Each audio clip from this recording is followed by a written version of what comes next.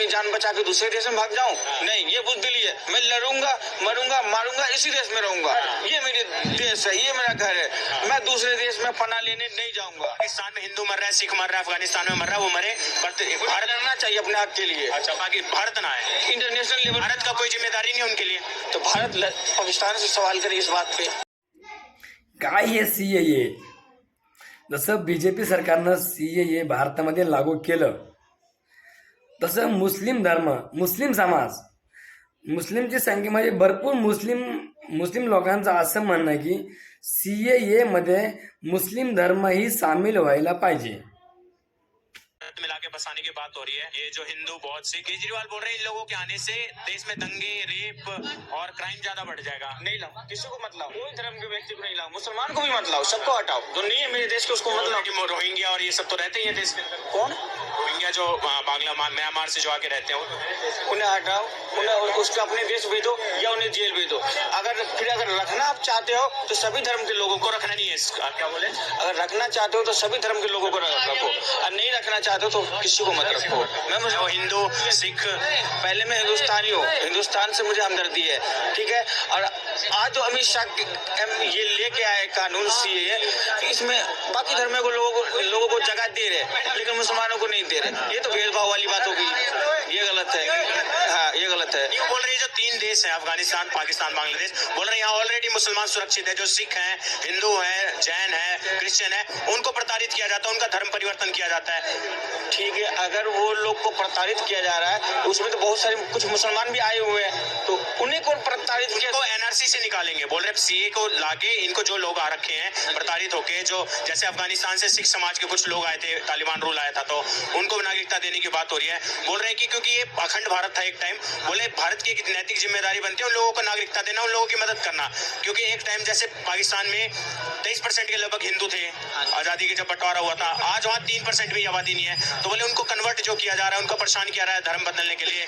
कभी अफगानिस्तान में 2.5 लाख सिख और हिंदू रहा करते थे, आज 500 से भी कम है। तो उन लोगों को जो परेशान होकर आ रहे हैं यहाँ पर भारत के अंदर, उनको नागरिकता देने की बात करी है। इससे क्या दिक्कत है? मतलब केजरीवाल जो बोल रहे हैं नागरिकता केंद्र सरकार सबको, लेकिन सभी धर्मों के लोगों को, मुस्लिमों को भी मिले। हाँ, मुस्लिमों को भी मिले। और नहीं देना है तो किसी को मत दो। जो जिस देश में परेशान है उसे मारा जा रहा है, वो वहीं लड़े, वहीं मरे, उसी को मारे। हिंदू मर रहा है पाकिस्तान में, मर जाए वो, मरे। मैं मुसलमान हूँ, मान लिया किसी, नाम है आपका गुलजार, कि किसी वजह से यहाँ हिंदुस्तान में कोई दंगा हो गया, अब मेरे को मारा जा रहा, पीटा जा रहा, तो क्या मैं अपनी जान बचा के दूसरे देश में भाग जाऊं? नहीं, ये बुजदिली है। मैं लड़ूंगा, मरूंगा, मारूंगा, इसी देश में रहूंगा।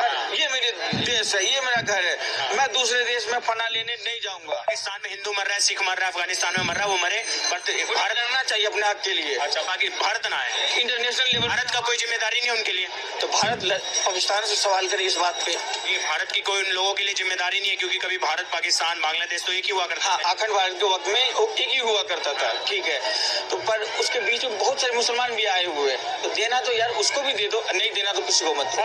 भैया से एक बात पूछना चाहता हूँ, ये भारत में रहते हैं ना भैया आप? भारत में यार जी हैं मुस्लिम समाज, अरे किसी भी समाज से उसका मतलब नहीं है, भारत में रहते हैं ना। अगर आपके साथ अत्याचार होगा तो आप कहाँ भागोगे? कहीं नहीं भागेंगे, नहीं भागोगे, उससे लड़ेंगे, मरेंगे। मान लो कि तुम मर जाओगे, तुम लड़ ही नहीं पाओगे, तब क्या करोगे? मर जाएंगे, वो बेहतर है। जिल्लत की जिंदगी से बेहतर इज्जत की मौत है मेरे लिए। भैया देखो, ये कह रहे हैं ना, लेकिन हम बता रहे हैं, जिसके ऊपर मौत आती है ना तो सेफ जगह ढूंढता है। एक मिनट को, जिसके ऊपर मौत आती है वो सेफ जगह ढूंढता है। और हमारे हिंदू भाइयों को जितने गंदे तरीके से, हमारे सिख भाइयों को जितने गंदे तरीके से, हमारे बौद्धिस्ट भाइयों को जितने गंदे तरीके से प्रताड़ित किया जाता है इन 3 कंट्रियों में, जाके पता करो, ठीक है। और हम वसुधैव कुटुंबकम को मानने वाले लोग हैं, ठीक है। और हम एक ही चीज बोल रहे हैं, 56 कंट्री है मुसलमानों की। मुसलमान तो पीड़ित नहीं है कि मुसलमान को हम लेके आएंगे। पीड़ित कौन है? पीड़ित ये 4-5 जो कौम है, 4-5 कौम है, तो हम इनको लेके आएंगे भाई। मुसलमानों को क्यों लेके आए? और पता है ये भारत के अंदर जब आजादी थी, आज पता है कितनी आबादी है? आज 25%। हाँ, लगभग 22 से 25% आबादी है, बढ़िया आबादी। कहीं दबाया तो नहीं गया इनको? नहीं दबाया, आबादी डबल से भी ज्यादा हुई है। हाँ, डोज। और अब जो पाकिस्तान में 23%, 22% जो हिंदू सिख थे, आज वो 2%, 3% कहाँ गए? बाकी 20% कहाँ गए? तो वो आप बता सकते हो उनका क्या हुआ? कन्वर्ट हुए ना वो, धर्म परिवर्तन हुआ ना, जबरदस्ती कराया, उनको मारा पीटा गया है। अच्छा, तो किसकी जिम्मेदारी है? वहाँ तो इसकी आवाज अंतर्राष्ट्रीय लेवल पे उठाना चाहिए। ये बात बताओ आप, ये सारी बात जो रिलीजन मैटर की है, जब बंटवारा ही देश का ऐसा हुआ है, कल धर्म के में बंटवारा हुआ, अभी बताइए कि कल मैं अपने परिवार में सुखी से रह रहा हूँ, अब कल को कोई बाहर से आता है, इस्लाम इस देश का है क्या? इस्लाम इस देश का नहीं है, इस्लाम सऊदी अरेबिया का है, वहां पे चले जाओ भाई।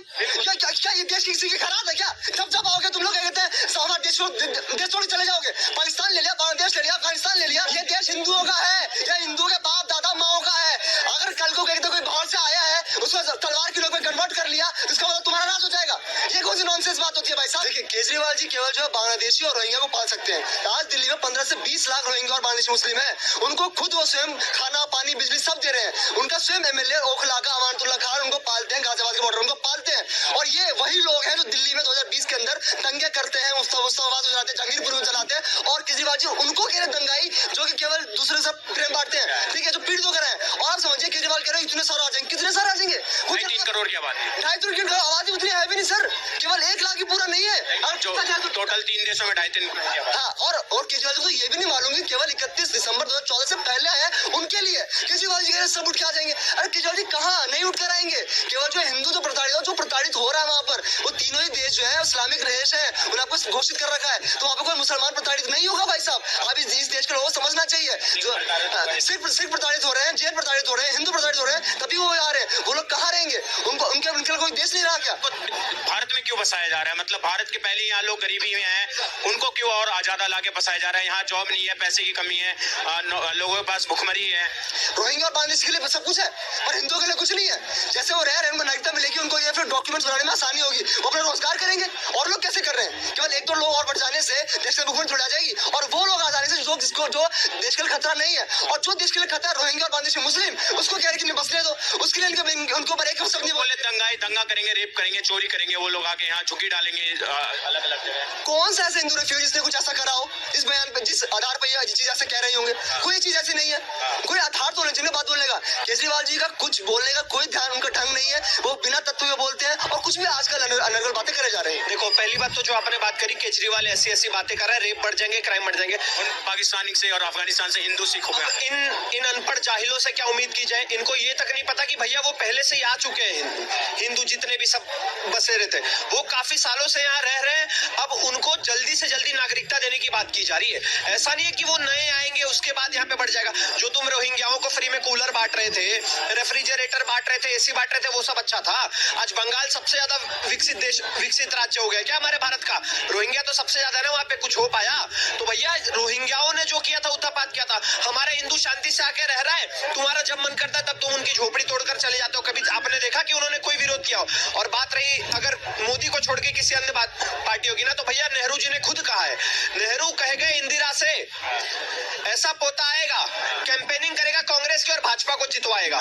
तो भैया ये हाल है। इस पे क्या बोलेंगे? आज केजरीवाल जी के घर के बाहर प्रदर्शन करते हैं, ये जो बोला उन्होंने कि ये रेप करेंगे, चोरी करेंगे, इस तरह के जो आरोप लगाए, आज उनके घर प्रदर्शन हो गया। बोल रहे बीजेपी ने प्रदर्शन कराया, बोले बीजेपी पाकिस्तानियों के साथ है, पाकिस्तानियों की हितैषी है, मोदी जी पाकिस्तानियों के साथ खड़े हैं। ये बांग्लादेशियों को बुला ले तब कोई दिक्कत नहीं है, ताहिर हुसैन जैसे लोग इनके अंदर रहे तब कोई दिक्कत नहीं है, तस्लीम रहमानी जैसे लोगों पे इनकी बंद हो जाती है। तो भैया ऐसे लोगों का एक ही इलाज है, तिहाड़ जेल की पार्टी इनको बना के रख दिया गया है। केजरीवाल जी के ऊपर भी समन पे समन आ रहा है। एक दिन ऐसा आएगा कि भैया सब्र टूटेगा, ईडीसी भी आएगा, इनको ले जाके जबरदस्ती जब पीछे 4 डंडे पड़ेंगे तो ये भी लाइन पे आ जाएंगे। और भैया जो डेवलपमेंट कर रहा है ना, 2014 में तुमने रोए तो भी मोदी जीत गया 282 सीट, 2019 में रोए तो भी मोदी जीत गया 303 सीट, और इस बार भी तुम रो रहे हो भैया, रिजल्ट वही आने वाला है, अब की बार 400 पार। क्या नाम है सर आपका? जसविंदर नाम है मेरा। ये क्या बोलेंगे जो केजरीवाल ने ये जो